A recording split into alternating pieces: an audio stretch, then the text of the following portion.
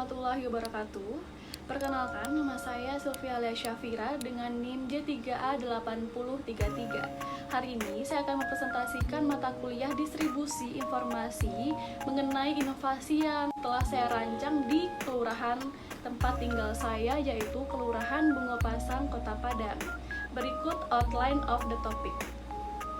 Yang pertama ada pendahuluan, yang kedua ada tujuan dari program, yang ketiga ada manfaat inovasi, yang keempat ada rancangan persiapan inovasi budidaya ikan nila, dan selanjutnya itu ada stakeholder, collaborative government, implementasi kebijakan, simpulan, dan saran. Pendahuluan. Pendidikan merupakan sebuah aspek yang akan memberdayakan masyarakat dalam penyelenggaraan sebuah inovasi berdasarkan prinsip otonomi yang dapat mengubah kehidupan ke yang lebih baik. Pentingnya lembaga pendidikan adalah lembaga yang peduli akan permasalahan sosial yang ada di lingkungannya. Khususnya masih banyak anak-anak bangsa yang belum mengenyam bangku pendidikan akibat pengaruh perekonomian. Hal inilah yang menjadikan alasan yang sangat besar bagi saya untuk membantu memberikan sedikit ilmu kepada masyarakat. Masyarakat sendiri adalah yang akan menjadi agent of change dalam masyarakat tersebut. Sepanjang sejarah, mahasiswa mengambil peran penting dalam sejarah suatu negara. Sebagai seorang mahasiswa, saya memiliki inovasi untuk kemajuan bangsa, khususnya di kelurahan tempat tinggal saya. Inovasi budidaya ikan ini akan saya realisasikan bersama warga sekitar. Kegiatan ini bernamakan Bina Desa atau BINDES. Selanjutnya ada tujuan dari program. Kegiatan Bina Desa saya yaitu yang pertama membuka wawasan dan pengetahuan masyarakat tentang budidaya ikan nila yang baik dan benar. Yang kedua, menjadikan inovasi perikanan ini sebagai salah satu pondasi mata pencaharian. Dan yang ketiga, membantu masyarakat untuk memiliki pekerjaan yang tetap. Yang keempat, melestarikan perairan di Kelurahan Bungopasang. Yang kelima, masyarakat dapat berpartisipasi aktif dalam kemajuan daerah. Dan selanjutnya itu meningkatkan jiwa sosial di Kelurahan Bungopasang. Yang terakhir, membantu perekonomian masyarakat. Inilah manfaat dari inovasi saya. Yang pertama ada manfaat dalam kegunaan teoritis. Sebagai sumbangan ilmu pengetahuan pemberdayaan masyarakat melalui collaborative governance yang dilakukan oleh Dinas Pertanian Kelautan dan Perikanan Kota Padang, Remaja Islam Masjid Al-Wusta atau yang disebut juga dengan RISWA, dan masyarakat dalam program budidaya ikan nila Bina Desa ini di Kelurahan Bungopasang.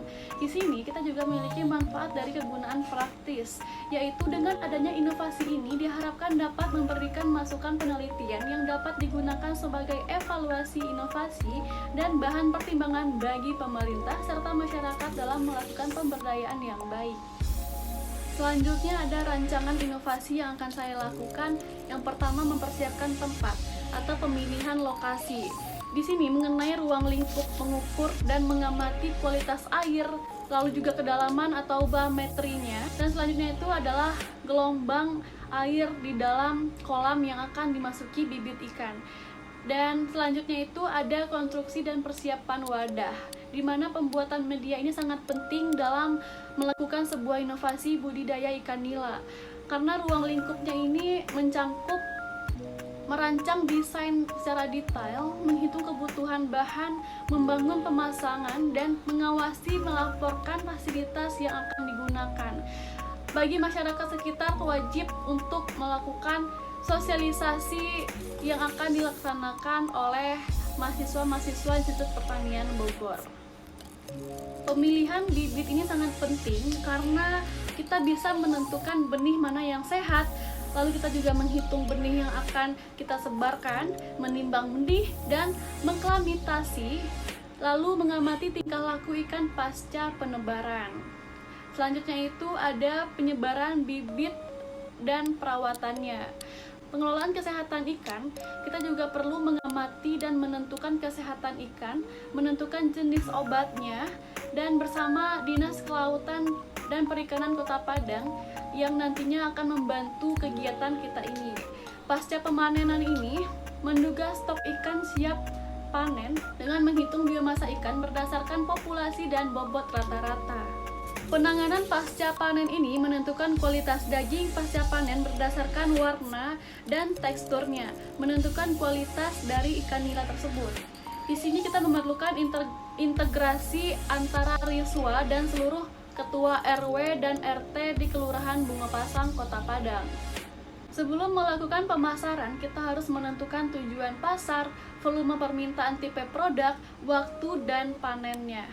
Pengelolaan kelembagaan dan kelompok pembudidaya ini memantau kinerja produksi, kinerja usaha, dan kinerja kelembagaan anggota Riswa dan masyarakat terkait, serta bersama seluruh stakeholder yang telah membantu kegiatan ini. Menurut Freeman dan McVey pada tahun 2001, definisi stakeholder ini adalah setiap kelompok atau individu yang dapat mempengaruhi dan pencapaian tujuan organisasi. Stakeholder adalah kelompok yang dapat memiliki hubungan baik dengan kelompok lainnya, baik itu untuk mempengaruhi dan terpengaruh. Munculnya teori stakeholder ini sebagai paradigma dominan semakin menguatkan konsep bahwa perusahaan bertanggung jawab tidak hanya kepada pemegang saham, melainkan juga terdapat para pemangku kepentingan atau stakeholder. Stakeholder dalam budidaya ikan nila ini kita mengambil Bank BRI Kota Padang serta Kementerian Perikanan dan Kelautan Sumatera Barat.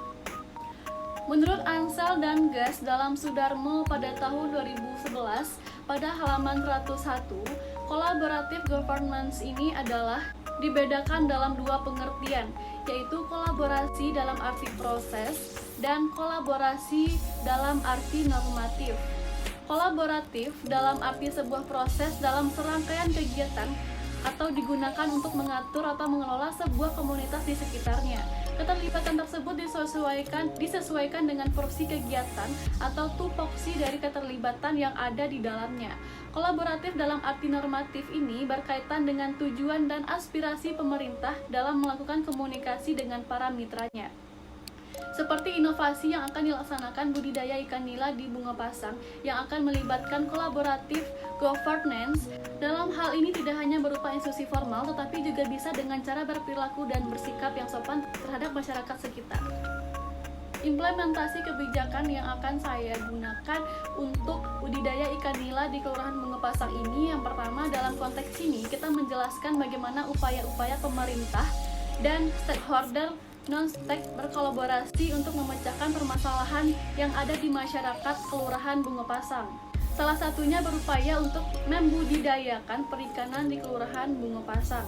Pemerintah pusat umumnya semakin meningkat serata pada luar pemerintah daerah atau kota, serta inisiatif spontan ditunjukkan untuk masyarakat luas.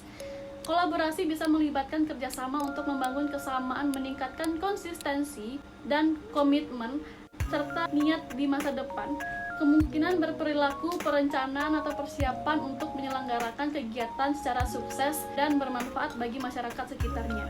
Kolaborasi dapat menumbuhkan komitmen pribadi untuk kegiatan, tujuan organisasi atau tujuan yang lebih strategis, pengembangan motivasi internal, keputusan, dan keterlibatan, di mana seluruh lembaga pemerintah daerah wajib untuk berpartisipasi dalam stakeholder di budidaya ikan nila yang akan dilaksanakan di Kelurahan Bunga Pasang ini, baik dalam bentuk sumbangan dana maupun sumbangan bibit ikan yang akan diberikan kepada Kelurahan Bunga Pasang, Kota Padang.